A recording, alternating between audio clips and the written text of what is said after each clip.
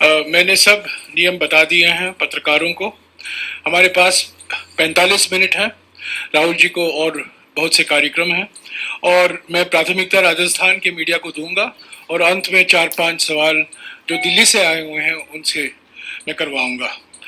पहले तो आज जैसा कि आप जानते हैं, भारत जोड़ो यात्रा ने आज 100 दिन पूरे किए हैं और आज 8वां प्रेस कॉन्फ्रेंस है राहुल जी का पिछले 100 दिनों में।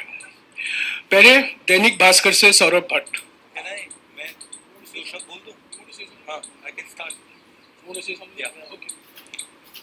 पहले राहुल जी कुछ बताइए।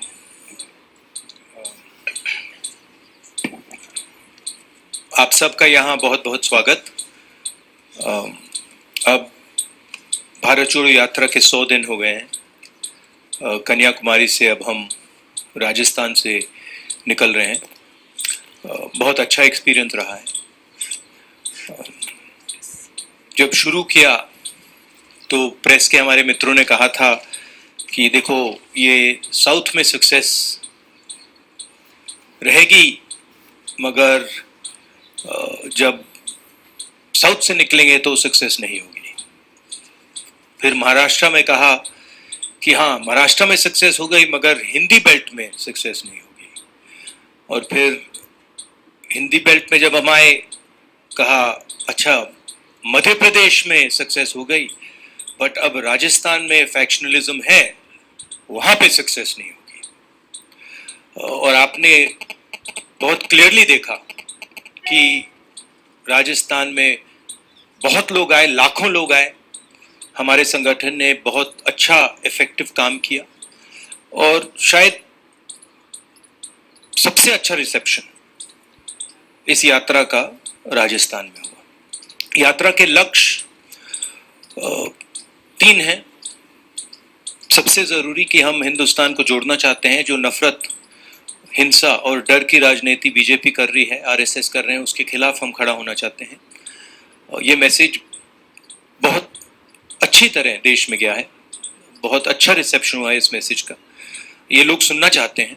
ये राजनीति करने का एक दूसरा तरीका है, कांग्रेस का तरीका है, गांधी जी का तरीका है। दूसरे 2 मैसेजेस हैं। एक जो बेरोजगारी बढ़ती जा रही है उसके खिलाफ, और दूसरा जो महंगाई और जो इनकम इनक्वालिटी हो रही है, जो चुने हुए लोगों को बहुत सारा फायदा मिल रहा है और हमारे जो किसान हैं, मजदूर हैं, छोटे दुकानदार हैं, युवा हैं, उनका नुकसान हो रहा है। तो ये हमारे 3 मुद्दे थे। अगर आप चाहते हैं मैं अंग्रेजी में बोल देता हूँ या हिंदी में, ठीक है। अब आपके जो सवाल होंगे आप पूछ सकते हैं। दैनिक भास्कर के सौरभ भट्ट, माइक दीजिएगा जल्दी जल्दी, संक्षिप्त में प्लीज। नमस्कार सर, भारत जोड़ो यात्रा राजस्थान में जब से आई है कांग्रेस सड़कों पर एकजुट दिख रही है। कोई बयानबाजी भी नहीं हो रही, कोई विवाद भी सामने नहीं आ रहा। लेकिन जब आप राजस्थान यहाँ से छोड़कर जाएंगे तो क्या स्थितियाँ यही रहेगी? इसके लिए कोई मैकेनिज्म देके जाएंगे या फिर कांग्रेस ऑल इज वेल के बयान से ही काम चलाएगी? मेरी राय है कि जो मैंने देखा है, और ये सिर्फ राजस्थान की बात नहीं है, ये बाकी स्टेट्स की भी बात है, कि मेन इशू कांग्रेस पार्टी की कि हमारा जो आम कार्यकर्ता है, जो सड़क पे लड़ता है, जो लोअर लेवल का नेता है, उसको हमें पार्टिसिपेट करवाना है, उसको हमें जगह देनी है और उसकी बात हमें सुननी है। ये मेन इशू है। जो ये बयानबाजी की बात होती है, ये तो आप जानते हो, प्रेस वाले, आप थोड़ा मजा मतलब अपने अखबारों में लिखना चाहते हो तो आप करते रहते हो।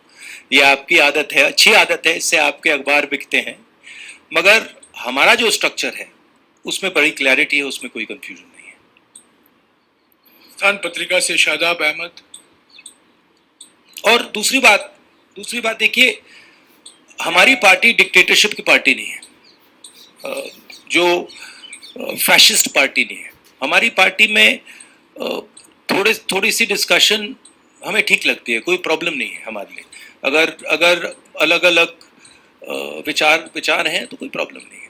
और ये सिर्फ राजस्थान की बात नहीं है, हमारे हर स्टेट में ऐसा है, सेंटर में भी हमारा ऐसा ही चलता है। तो हम इस चीज़ को टॉलरेट करते हैं।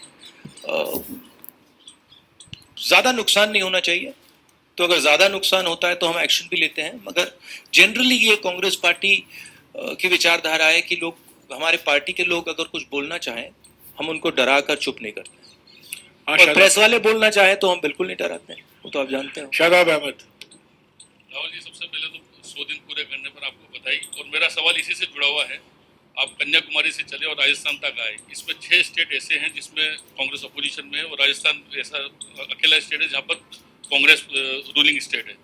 तो इसमें आपको क्या अंतर देखने को मिला? आप लोगों से मिले हैं, वहाँ पर भी खूब लोगों से बातचीत हुई है, यहाँ पर भी आपके लोगों से बातचीत हुई है, जो स्कीम्स हैं उसको लेकर, और जो वहाँ पर जो अपोजिशन में जो भी चीज़ें थी उसमें क्या फ़र्क आपको महसूस हुआ है?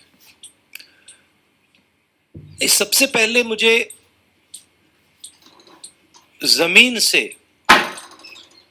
एक बात समझ आई, और ये तमिलनाडु से लेकर राजस्थान तक, कि कांग्रेस पार्टी का जो कार्यकर्ता है, कांग्रेस पार्टी का जो सपोर्टर है, उसके कोई कमी नहीं है।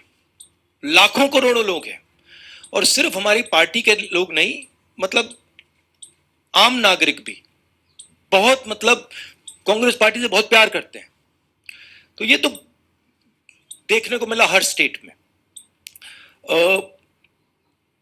जो आपने कहा, जब हमने यात्रा शुरू की, मैंने भी सोचा था कि एक्चुअली जो केरला में हमारा संगठन है वो शायद बहुत मजबूत है, मगर उसके बाद मैंने सोचा कि केरला बेस्ट होगा, केरला के बाद कर्नाटका उससे बेहतर चला गया, और इंप्रूव करता गया।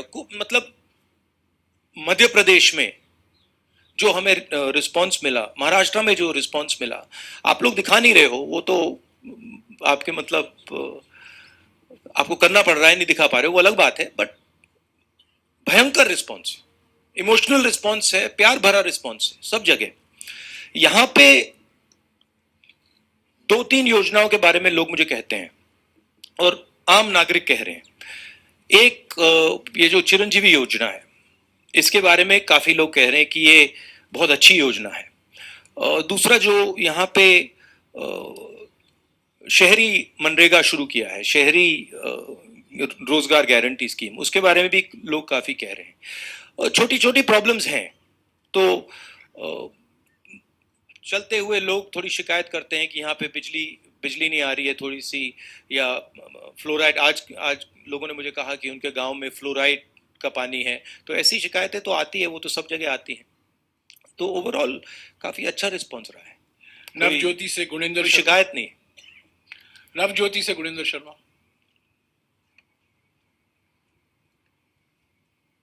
हेलो राहुल जी, ये आपके क्या है कि 4 साल सरकार के पूरे हो रहे हैं और सभी मंत्री सरकार रिपीट होने का दावा कर रहे हैं। अभी जो हाल में घटनाक्रम हुआ, उसके बाद आपको क्या लगता है कि अब अगले 1 साल में सरकार रिपीट के लिए क्या किया जाएगा? और इसी में एक सवाल है, जयराम रमेश जी ने कल कहा, एक सवाल प्लीज, एक सवाल। बिना चेहरे के चुनाव लड़ेगी कांग्रेस। आपने सवाल कर दिया, सवाल का जवाब देंगे। आपने सवाल कर दिया, एक सवाल। तो देखिए, चुनाव का प्रेडिक्शन आप लोग करते हो, आप लोग जानते हो, मगर मैं आपसे ये कह सकता हूं कि यहाँ पे ओवरवेलमिंग रिस्पॉन्स रहा है, और हमारे जो कार्यकर्ता हैं उनकी, मतलब अनबिलीवेबल स्ट्रेंथ है। जो मैंने पहले कहा, अगर हमने, जो हमारे कार्यकर्ता हैं, जो हमारे लोअर लेवल के लीडर्स हैं, उनका अच्छी तरह प्रयोग किया, तो हम चुनाव बहुत आसानी से जीत जाएंगे। जो लोग हमारे लिए काम करते हैं, जो लोग हमारे लिए लड़ते हैं, अगर उनको हमने सही जगह दे दी, तो यहाँ पे भयंकर जीत होगी, स्वीप होगा। तो वही मेन इशू है। राष्ट्रदूत से योगेश शर्मा। राहुल जी, आप कह रहे हैं रेस्पॉन्स अच्छा मिल रहा है, निश्चित तौर पर सड़क पर बहुत सारे लोग आपको देखने सुनने आ रहे हैं, लेकिन पार्टी के अंदर बहुत सारी अनिर्णय की स्थिति होती है। 80 दिन पहले आला कमान के निर्णय के खिलाफ जाकर समानांतर विधायक दल की बैठक होती है, उसमें प्रभारी के खिलाफ बयान दिए जाते हैं, आप 3 नेताओं को नोटिस देते हैं, 80 दिन बाद उस पर निर्णय नहीं होता। उसी दिन विधायक इस्तीफा देने गए थे, उन इस्तीफों पर कोई निर्णय नहीं होता और सवाल कीजिए प्लीज, सवाल कीजिए। ये अनिर्णय की स्थिति कब तक रहेगी? कोई निर्णय की स्थिति नहीं है, बड़ा क्लियर है ये। आपको मतलब ये थोड़ा थोड़ा होता रहता है पार्टी में, हमारी पार्टी में होता है, कोई बड़ी प्रॉब्लम नहीं है, कोई कंफ्यूजन नहीं है। दैनिक भास्कर डिजिटल से गोवर्धन। अगर आप कंट्रोवर्सी चाहते हैं मुझसे पूछिए, मैं कंट्रोवर्सी करा सकता हूं आपके लिए, थोड़े आपके बिकेंगे अखबार, नो प्रॉब्लम। गोवर्धन जी,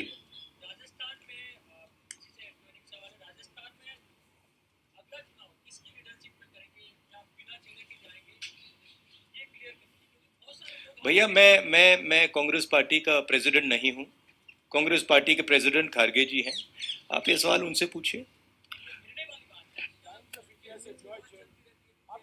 आपने सवाल पूछा, मैंने सवाल का जवाब मिल गया। फिर से दोहरा देता हूँ, खारगे जी से पूछिए। टाइम्स ऑफ इंडिया जयपुर से जॉय चंद। सर मेरा क्वेश्चन है, ये कांग्रेस में क्या है, कुछ नेता लोग बोलता है ये कोई नेता चला गया तो कोई फर्क नहीं पड़ता, the lot of attrition in the Congress, so what you are planning to stem this tide of people leaving Congress and joining other parties और BJP poaching them? Where is the tide? Last I heard, Congress won the election in Himachal Pradesh. You're not congratulating us for that. No, we are. How come you haven't said? How come you haven't said congratulations, Congress Party winning Himachal Pradesh? That you're not saying. That is only a drop in the ocean, actually. No, it's not. See, please don't underestimate what the Congress Party is. See what has happened, and with all due respect, you have been responsible for it. Is that there Hindi mein? Hindi? English or Hindi? You asked the question, what do you prefer? English. So, there has been a systematic defamation campaign, okay, run against myself for sure, and run against the Congress Party. And the press has participated willfully in this campaign. I don't blame you, but the idea that Congress Party is withering away, Congress Party is ineffective, Congress Party, this is all been preached by the BJP opposition and by the BJP, and you have played a part in putting this across. Let me be very clear. The Congress Party is an ideological party. It is the party that is ideologically opposed to the BJP. It is the party that is fighting the BJP on the ground. It does not compromise with the BJP. It has its principles. And of course, if certain people want to leave the Congress Party, they don't have the courage to face the BJP. They have been corrupt, and the BJP can apply pressure on them. They are welcome to leave. We don't want them. The more the merrier, right? What we need is people who are fighting the BJP, who believe in the Congress ideology, and who are standing firm against the fascism that is taking place in this country. That's what we need. So this idea that Congress Party is dying, this Congress Party, is finished. I mean, a lot of people have this fantasy, right? It's not true. It won't come true. Mark my words. The BJP is going to be taken down by the Congress Party. Okay? Thank you. जी राजस्थान से शशि मोहन। हिंदी में बोल दो। जी राजस्थान से शशि मोहन बोल दे। देखिए ये जो अभी जो बोला, देखिए बीजेपी आरएसएस, ये इनका काम डिफेमेशन है। यही इनकी सबसे बड़ी स्ट्रेटजी है, यही इनकी सबसे बड़ी स्किल है। मुझे डिफेम किया और हर रोज ये कांग्रेस पार्टी को डिफेम करते हैं। और मैं आपको सच बताऊं तो इसमें प्रेस का भी रोल है, और मैं आपको गलती नहीं देता हूं। आपके मालिक हैं, आप पर दबाव डालते हैं, वो ठीक है, मगर ये कहना कि कांग्रेस पार्टी बिखर गई, कांग्रेस पार्टी खत्म हो गई, ये बिल्कुल गलत है। कांग्रेस पार्टी एक विचारधारा है, देश में बहुत जीवित है, लाखों करोड़ों लोगों के दिल के अंदर है, और यही पार्टी है जो बीजेपी के खिलाफ लड़ रही है, जो पीछे नहीं हटती है, आइडियोलॉजिकली लड़ रही है, और यही पार्टी बीजेपी को आने वाले समय में हरा के दिखाएगी। जी राजस्थान से शशि मोहन।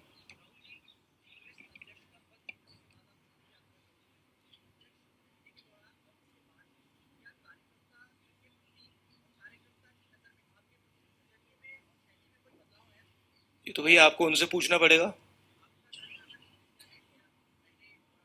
वो बताएंगे, मैं कैसे बताऊं? मेरा पर्सनल नजरिया नहीं, लाइफ का एक्सपीरियंस होता है, वो भी एक्सपीरियंस था, ये भी एक्सपीरियंस है, तो एक सफर है, उससे भी सीखने को मिला, इससे भी सीखने को मिला।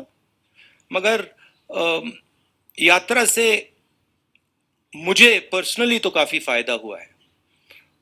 यात्रा भी खत्म नहीं हुई है, मगर बहुत सीखने को मिला है।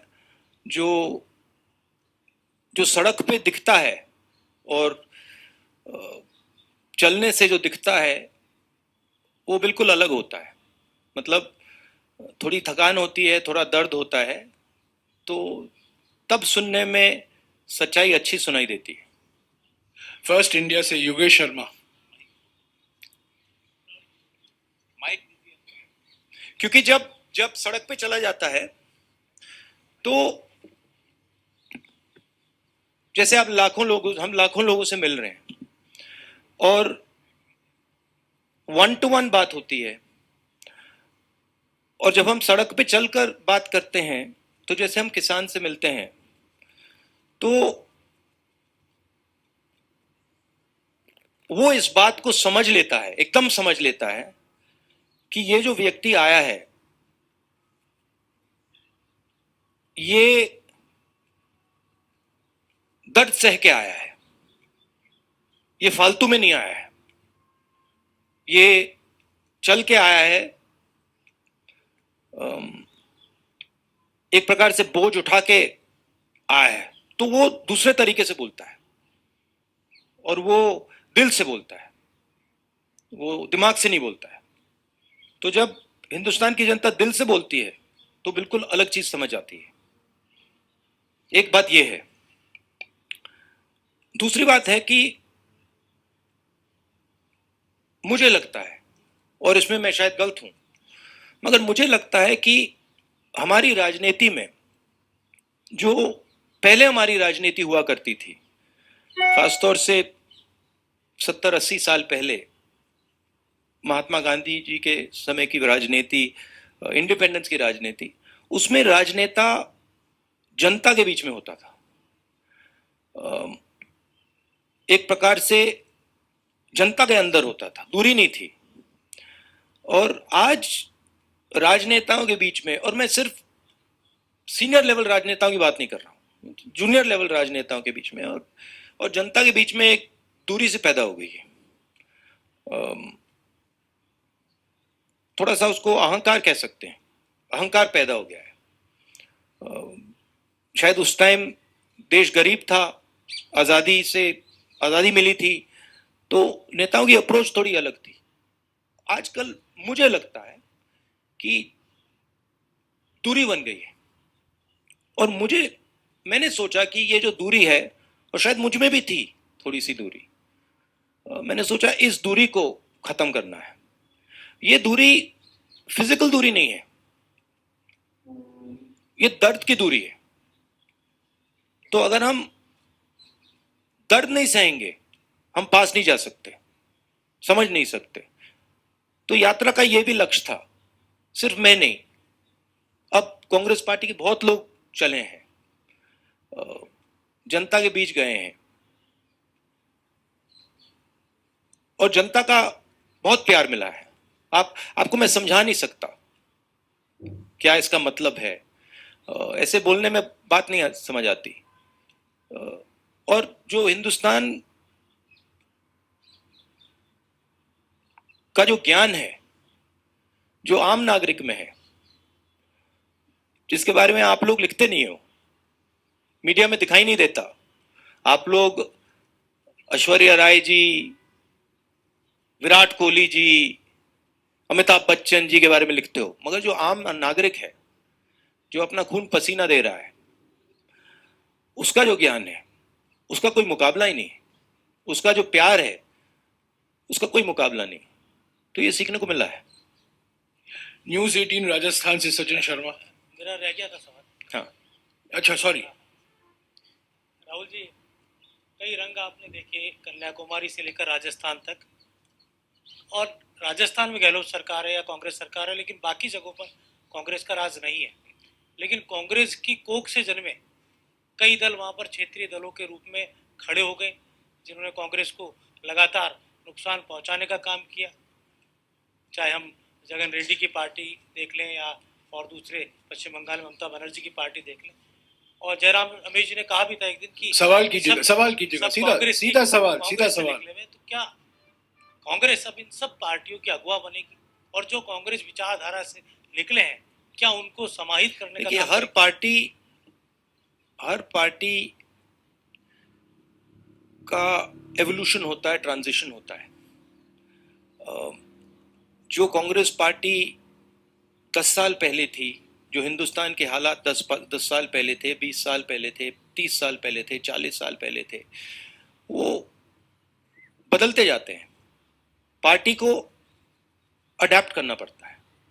अभी आप कांग्रेस पार्टी को अडेप्ट करते हुए देख रहे हो। कमियां रही हैं, मैं ये नहीं कह रहा हूं कि कांग्रेस पार्टी ने कभी गलती नहीं की, गलती की है, बहुत गलतियां की हैं, मगर देश के जो हालात हैं उसके लिए अब कांग्रेस पार्टी अडेप्ट कर रही है। और जो कांग्रेस पार्टी की जड़ है, जो उसका डीएनए है, अब कांग्रेस पार्टी उसके ओर जा रही है। और मैं आपको एक बात कह सकता हूं, जिस दिन कांग्रेस पार्टी ने अपनी जड़ पकड़ ली, जिस दिन जो कांग्रेस है वो कांग्रेस संगठन बन गया, उस दिन यहां पे कोई नहीं हरा सकता कांग्रेस को। तो ये एक कम्युनिकेशन है, जनता के साथ एक कम्युनिकेशन है, जनता को समझने का प्रयास है और अपने आप को बदलने का प्रयास है। ठीक है, तो ये आप ट्रांजिशन देख रहे हैं, इसमें थोड़ा टाइम लगेगा, मगर ये विचारधारा जो है कांग्रेस पार्टी की, ये 10-15 साल पुरानी नहीं है, ये 100 साल पुरानी भी नहीं है। ये जो लड़ाई चल रही है, ये हजारों साल पुरानी लड़ाई है, हजारों साल पुरानी। तो ये विचारधारा की लड़ाई पहले थी, आज है, कल भी रहेगी। कांग्रेस पार्टी को प्रिसाइसली ये समझना है कि कांग्रेस पार्टी है क्या, और वो एक सफर है। और हमारे लिए जो हो रहा है, मैं आपको बताऊं, ये जो बीजेपी आई है, जो आरएसएस आई है, सारे इंस्टीट्यूशंस को कैप्चर कर लिया है इन्होंने। ये कांग्रेस पार्टी के ट्रांजिशन के बदलाव के लिए, ट्रांजिशन के लिए नई एक जो कांग्रेस पार्टी का रूप है, उसके लिए बहुत अच्छा है, खराब नहीं है। और जो हमारे सीरियस नेता हैं, जो कांग्रेसी हैं, उनको ये मालूम है और वो दिख जाते हैं, वो डरते नहीं हैं, वो दिख जाते हैं। न्यूज़ 18 राजस्थान से सचिन शर्मा। माइक दीजिएगा जल्दी यार, माइक तो ऊपर। मेरा सवाल ये है आपसे कि ओपीएस राजस्थान ने लागू किया, हिमाचल में भी ओपीएस की वजह से ही संभवतः आप लोग सत्ता में आए। कल आप रघु राजन सर से मिले हैं, उनसे आपकी बातचीत? ये आपने बहुत बड़ी स्टेटमेंट की कि बहुत बड़ा हिमाचल में आप ओपीएस के कारण आए। ये मतलब साइंटिफिक एनालिसिस किसी ने नहीं किया है। उसका एक बड़ा रोल रहा होगा। गहलोत साहब भी कई बार गए, उन्होंने ओपीएस की बात कही, लेकिन कई अर्थशास्त्री उसके विरोध में, उसके खिलाफ हैं। कल आपकी रघुराम राजन साहब से लंबी बात हुई, क्या उनसे इस बारे में आपकी कोई बातचीत हुई? उनकी क्या राय है और आप इस बारे में? नहीं, उनसे इसके बारे में राय नहीं हुई। आप क्या सोचते हैं? प्यार से भैया, नहीं, उनसे बात नहीं हुई, मगर हमारी जो जनरल अप्रोच होती है, जो हमारी स्टेट लीडरशिप नॉर्मली जो स्टेट लीडरशिप करना चाहती है, थोड़ी सी फ्लेक्सिबिलिटी हम उनको देते हैं। तो हम ये नहीं कहते हैं कि हर स्टेट को ये करना है, हम सेंटर से एडवाइस दे सकते हैं, एडवाइस देते हैं कि हमें लगता है कि ये ठीक है या ये ठीक नहीं है, बट जनरली हम स्टेट्स पे छोड़ देते हैं, क्योंकि अलग अलग स्टेट्स को अलग अलग तरीके से अपनी सरकार चलानी पड़ती है। इंडिया न्यूज़ राजस्थान से दिनेश डांगी।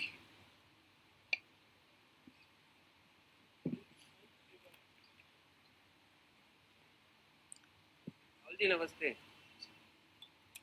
राहुल जी, आप नमस्कार। लगातार कह रहे हैं कि ये मेरी यात्रा सियासी नहीं है, नया आप वोट मांग रहे हैं। सॉरी, क्या? आपकी यात्रा सियासी नहीं है, मकसद 3 आपने बता रखे हैं। नहीं, ये मेरी यात्रा नहीं है भैया। कांग्रेस की हाँ। जन जन की हो जाएगी, जो भी, मगर मेरी नहीं। Best of luck. लेकिन आप दिल से बोलते हैं, दिल का ही सवाल करते हैं, तो पब्लिक पूछ रही है ये आदमी क्यों घूम रहा है, इसको वोट नहीं चाहिए, राजनीति ये नहीं कर रहा, क्या फायदा मिलेगा? अल्टीमेटम जो मुद्दे आप उठा रहे हैं 8 साल से, 2014 से, न मीडिया न मोदी सरकार सीरियस ले रही है, पब्लिक रिजल्ट दे चुकी है लोकसभा राज्यसभा में, तो वो कह रही है क्यों घूम रहा है? ये व्यक्ति इसलिए घूम रहा है क्योंकि इस देश में बीजेपी ने डर और नफरत फैला दिया है, और ये व्यक्ति इसलिए घूम रहा है क्योंकि वो डर और नफरत को मिटाना चाहता है। और ये व्यक्ति, ये पहला व्यक्ति नहीं है जो ऐसे घूम रहा है, ऐसे बहुत सारे व्यक्ति घूमे हैं, और ये हिंदुस्तान का इतिहास है। ये जो नफरत और डर से लड़ने का ये हिस्ट्री है हमारी, ये इतिहास है, और मैं पहला नहीं हूँ और अंतिम नहीं होऊंगा।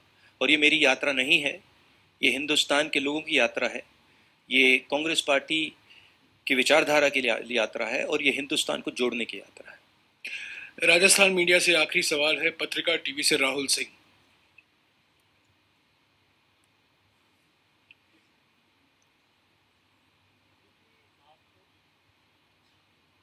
देखिए, हिंदुस्तान, एक और चीज जोड़ना चाहता हूं। देखिए, हिंदुस्तान में एक फैशन बन गया है, और ये प्रेस वालों ने भी थोड़ा फैलाया है, बीजेपी आरएसएस तो फैलाती है, कि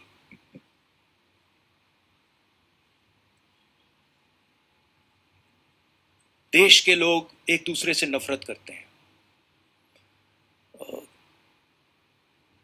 मगर जो मुझे दिखा, और मैं अब तकरीबन 2500, कितने चले हैं जयराम जी, 2800 किलोमीटर चला हूं, तो थोड़ा तो मैंने देखा होगा। मुझे दिखा है कि इस देश में करोड़ों लोगों के दिल में एक दूसरे के लिए प्यार है, मोहब्बत करते हैं एक दूसरे से, भाईचारा है, और एक दूसरे के लिए लड़ जाएंगे, मर जाएंगे। और मुझे बहुत खुशी हुई, क्योंकि मैंने भी सोचा था कि भाई देश को खो क्या गया है, ऐसे देश में इतनी नफरत कैसे हो सकती है। और सच बताऊं तो मुझे बहुत अच्छी चीज देखने को मिली कि नफरत ऊपर से फैलाई जा रही है, उसमें आप लोग भी काम कर रहे हो, करना पड़ रहा है, मगर नीचे से आप देखें, प्यार है, भाईचारा है, इज्जत है, रिस्पेक्ट है। और यही इस देश की संस्कृति है, यही इस देश की हिस्ट्री है, इसको बदला नहीं जा सकता है।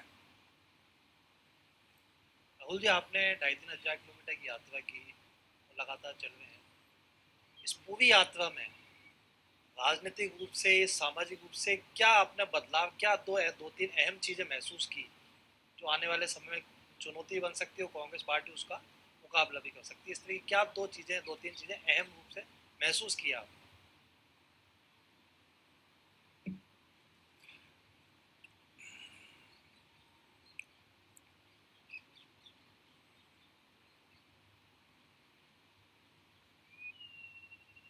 इस देश में आर्थिक अन्याय हो रहा है,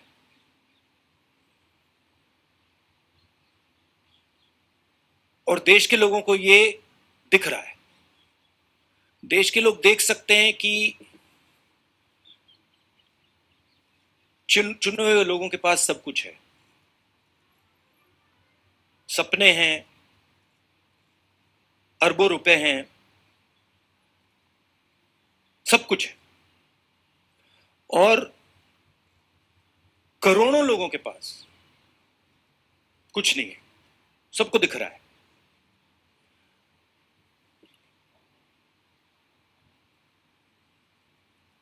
करोड़ों लोग हर रोज उठते हैं, कोई ना कोई सपना देखते हैं, और फिर उनका सपना टूट जाता है।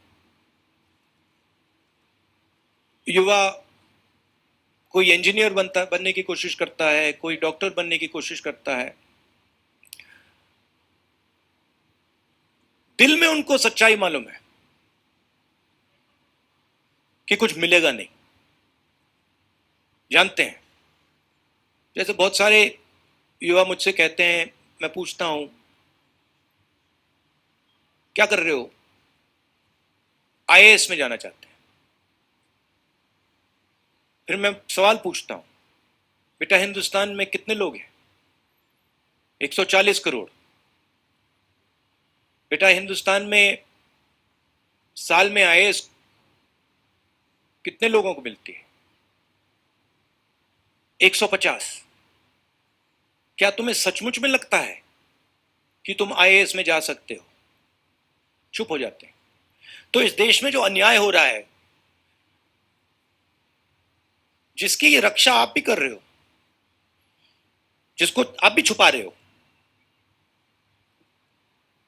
आप नहीं छुपाना चाहते हो मगर छुपा रहे हो, वो देश की जनता को दिख रहा है। और यही कांग्रेस पार्टी का काम है कि जो देश को जो विजन होना चाहिए,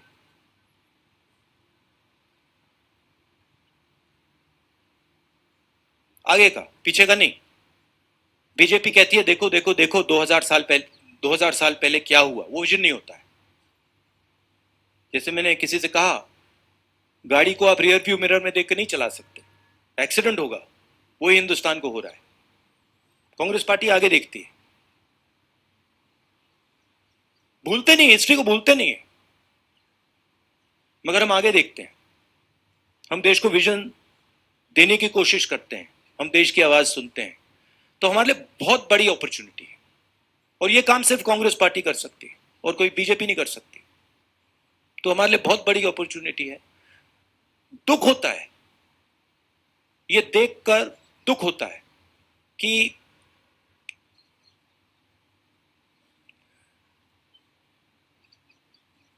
सौ लोगों के पास इतना धन है जितना 50 करोड़ हिंदुस्तानियों के पास है। एक तरफ 100 लोग, दूसरी तरफ हिंदुस्तान की आधी आबादी। उतना ही धन इनके पास, उतना ही धन इनके पास। पूरा हिंदुस्तान जानता है क्या हो रहा है।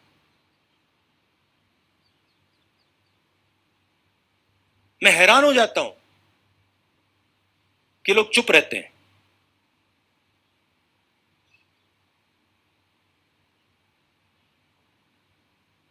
दिल बड़ा है उनका, मगर ऐसे देश नहीं चलाया जा सकता। तो ये समझने को मिला मुझे। राहुल जी, हमारे पास 5-7 मिनट बाकी हैं। 3 सवाल जल्दी लूंगा मैं दिल्ली स्थित मीडिया से। असीम कमाल, पीटीआई से। Sir, 2024 is not very far. There are a lot of regional parties that have been talking about bringing the opposition together. When will the Congress take the lead in bringing the opposition together? And in that context, how will you reconcile your differences with parties like TMC and AAP? Rather, you have to ask this to the Congress president. I have a view that the Congress party must work with all the opposition parties. There's a lot of space to do that. But the exact strategy, how it's going to be done, that you have to ask the new Congress president. I'm actually not involved in that right now. Niyamika Singh, Times Now.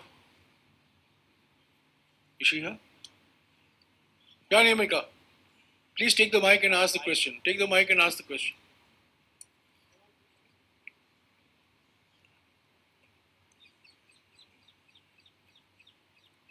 Hi, sir. Sir, my question to you is that after this successful completion of 100 days of Bharat Jodo Yatra, is the Congress party also planning to move from west to east in the country? अब देखते हैं, let us see. But you know, before I came to this press conference, I was having lunch with my friend here. And I said to him that I bet you that the press will not ask me a question on China. I said, मैं आपसे शर्त लगा लेता हूं कि press वाले आज सब सवाल पूछेंगे, आगे पीछे दाएं बाएं, यात्रा, सचिन पायलट, अशोक गहलोत, सब पूछेंगे। मगर चाइना के बारे में एक सवाल नहीं पूछा जाएगा। जिन्होंने 2000 स्क्वायर किलोमीटर हिंदुस्तान का उठा लिया, जिन्होंने हिंदुस्तान के 20 जवानों को शहीद किया, जो हमारे जवानों को अरुणाचल प्रदेश में पीट रहे हैं, मैंने कहा हिंदुस्तान की प्रेस मुझसे इनके बारे में एक सवाल नहीं पूछेगी। सच था, सच था। Vijay Laxmi from India news. Vijay Laxmi, mike दीजिएगा विजय लक्ष्मी जी को। ब्रदर, देश देख रहा है, ये मत सोचिए कि नहीं देख रहा है। राहुल जी, विजय लक्ष्मी इधर। राहुल जी, मैं चाइना पर ही पूछना चाह रही थी। अब बाबा पूछ रहे हैं चाइना पर। नहीं राहुल जी, अब पूछ रही है। नहीं, मैं चाइना पर ही अब याद आया चाइना। अपनी बारी का इंतजार करी थी मैं, क्योंकि एक ऑर्डर है प्रेस कॉन्फ्रेंस का, क्योंकि पार्लियामेंट में आप से मुलाकात नहीं हो पाती है। भारत जोड़ो यात्रा में आप हैं, आपकी पार्टी उठा रही है ये मसला हाउस में, लेकिन सरकार की तरफ से कहा जाता है 1 इंच भी कोई हमारी जमीन का नहीं ले सकता है। लेकिन उसके बावजूद इस तरह की घटनाएं हो रही हैं। आपको लगता है अप्रोच में कुछ चेंज करने की जरूरत है?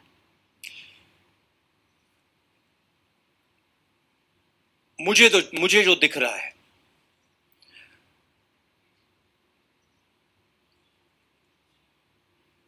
जो चाइना का थ्रेट है, और मुझे तो वो क्लियर, और मैं इसको अब 2-3 सालों से कह रहा हूं, वो बिल्कुल क्लियर है। और सरकार उसको छुपाने की कोशिश कर रही है, सरकार उसको इग्नोर कर रही है।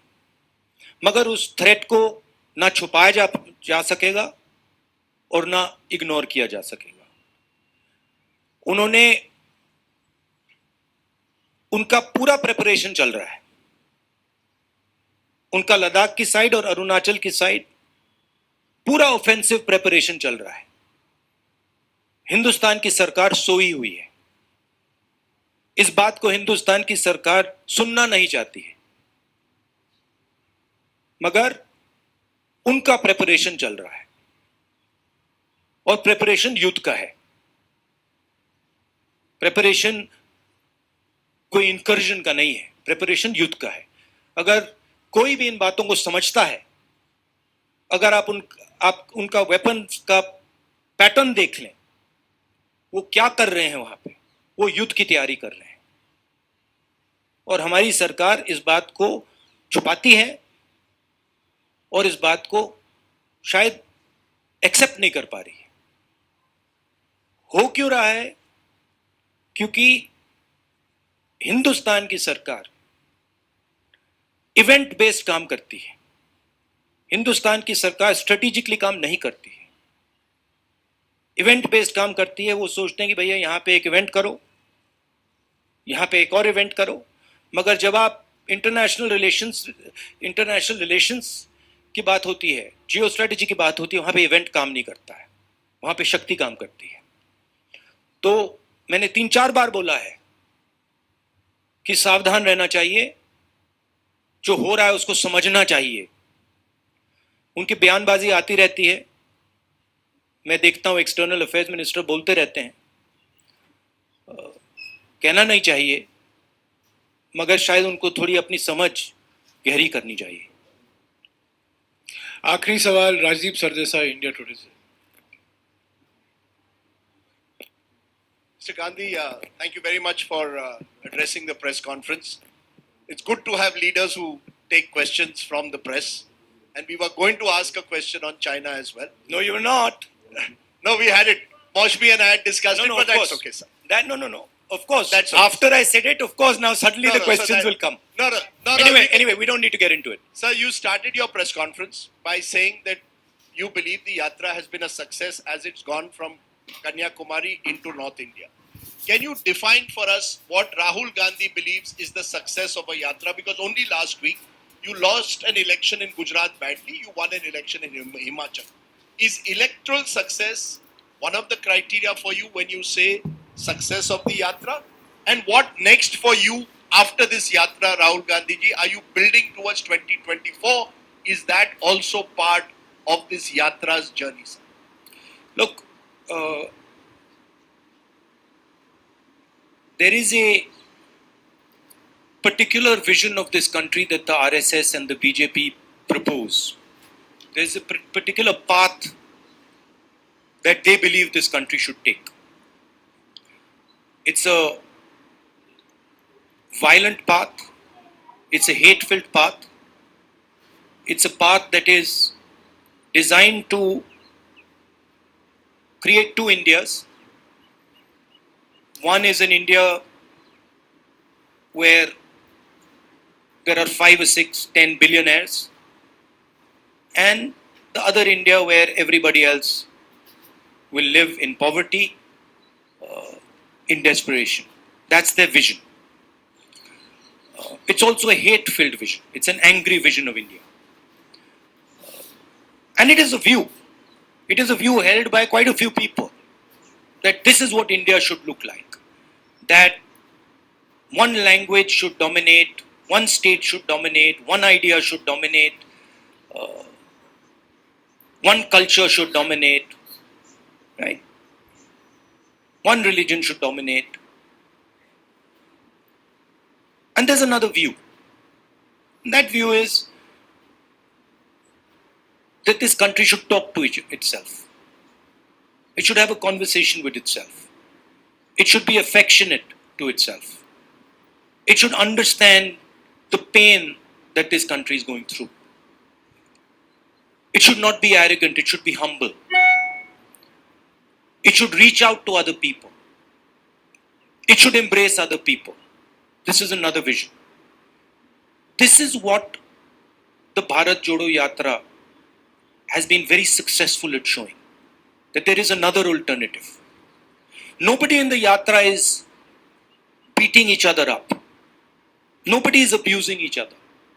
Someone falls down, everybody lifts them up. Nobody asks, what caste are you? Which state do you come from? How dare you come here? Nobody is asking these questions, right? And that the Yatra has been full of love and affection. Anybody comes, they're treated with respect. Doesn't matter who they are. A lot of people come to me, when I'm talking to them, I don't agree with them. They'll say something to me, I tell them I don't agree with you. But there is the space for the disagreement. So where the Yatra has been extremely successful is that it has shown that there is another way of doing things. It has shown that you can actually respect people, you can actually embrace people, you don't have to be nasty and cruel. Okay, so there it has been a tremendous success. What next for me? I have said that the Yatra ends in Srinagar. I think it will end by the end of January. And I have said that, look, it is my endeavor to focus on this Yatra until the flag is hoisted in Srinagar. It's a public journey. It's a journey of many, many yatris, millions of people. But for me also, it's a private experience. It's getting to understand a lot about the people that I love,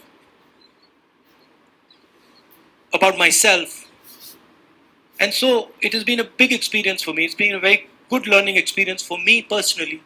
And you can ask that question to most of the yatris, they will tell you the same thing.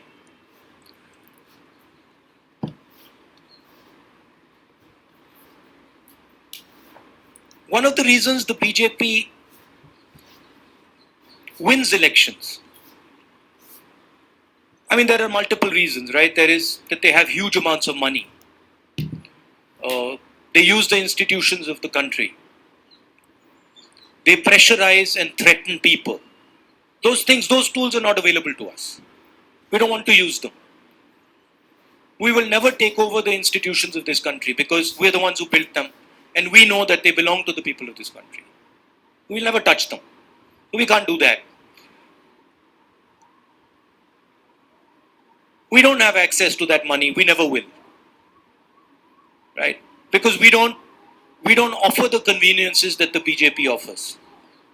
We say inconvenient things about farmers and laborers and small businesses and youngsters, and we do all that. So we'll never get that money.